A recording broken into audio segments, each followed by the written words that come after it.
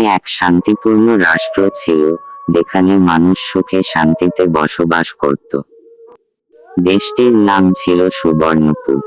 সেই দেশে কোনো শাসক ছিল না, জনগণই মিলে দেশ চালাতো। তবে সবকিছু ঠিক রাখতে মাঝে মধ্যে কিছু গুরুত্বপূর্ণ সিদ্ধান্ত নিতে হতো।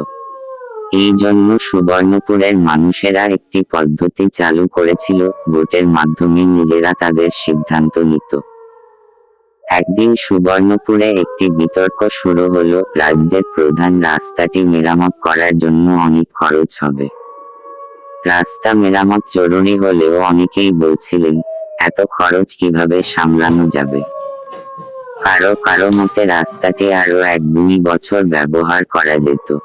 অনেকে বলছিলেন, রাস্তা না মেরামত করলে দুর্ঘটনা বাড়বে, আর এতে অনেক বেশি ক্ষতি হবে। তাহলে কি করা যায়? জনগণ ভোট করার সিদ্ধান্ত নিল। সুবর্ণপুরের নিয়ম অনুযায়ী প্রত্যেকের একটি করে ভোট। সবাই মিলেই সিদ্ধান্ত নেবে কি করা হবে। ভোটের দিন এল। মানুষ লাইনে দাঁড়িয়ে তাদের মতামত দিলেন। ভোট শেষে গণনা করে দেখা গেল, বেশিরভাগ মানুষ রাস্তাটি এখনই মেরামত করতে চান।